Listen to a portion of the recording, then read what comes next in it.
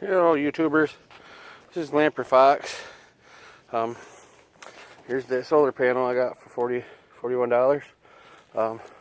Build me a little rack here to put it on. What I did was got this couple of these little skids, and this was an extra long one here. So I'm gonna turn the camera so you can see it better, I hope. I don't know, it's hard for me to see. But anyways, I took one of these smaller skids over here, took two of the slats off, put them in the middle so it'd be wide enough for the other panel I got. It's a little bit shorter than this, but the same width. They both have mounting holes in the back here. Show you right there.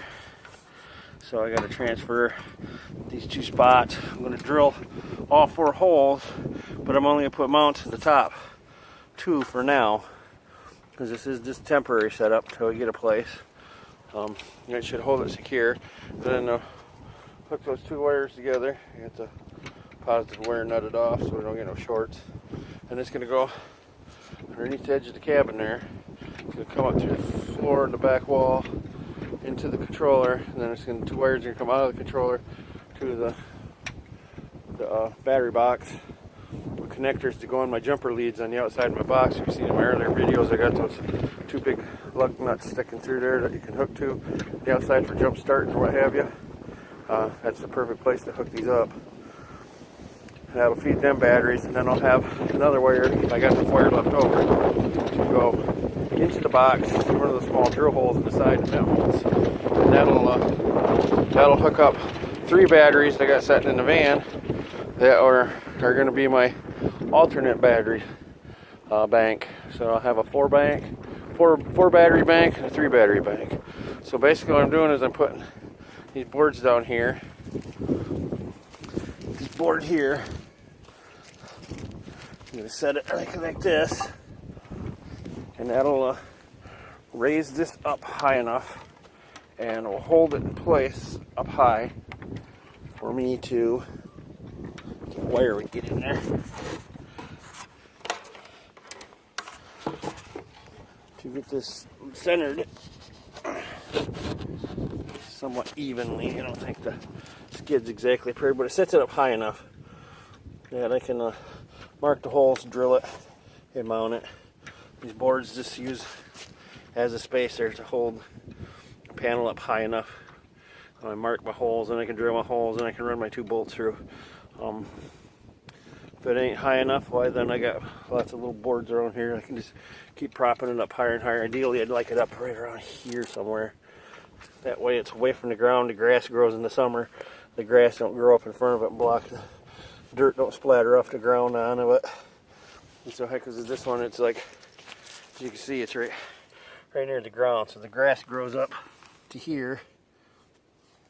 I don't know if you can see that. I can't see it. The grass grows up about this high. It blocks, you're losing 5%, but on 3 panels, that's 15%. It's like that much of the panel's gone.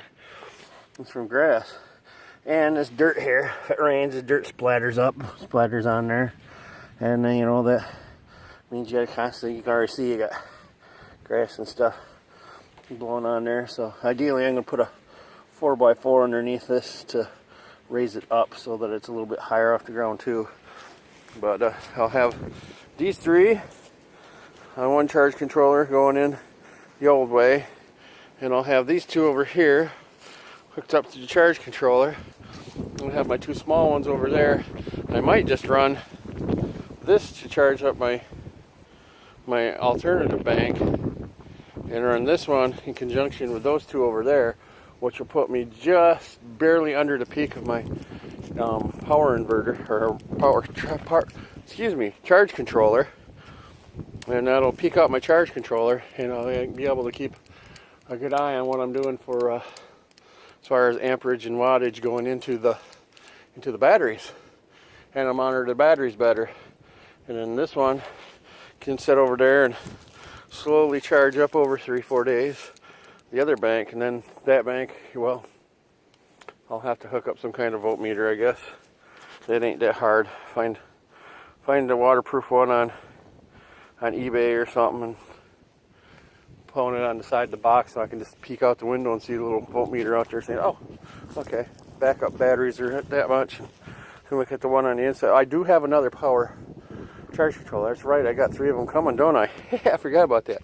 I can hook these up to this one, and them 2 over there can go on one. And then I have my polycrystallines on one charge controller doing one battery bank, and then I can have my thin film emulsion running another battery bank.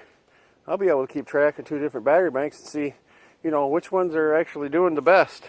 My money's on these though, but it'll, you know, that'll be interesting. I'll have to do that. So I guess this is a part 1 of a 2-part video. I'm just now starting to build this, so when I get this done and set in place, then I'll make the video showing you, you know, it in place and me running the wires underneath, and then show you where it's all hooked up to the battery box. So that'll be part 2. So this is part 1. This is Lamper Fox, Furries living off grid. Thanks for watching.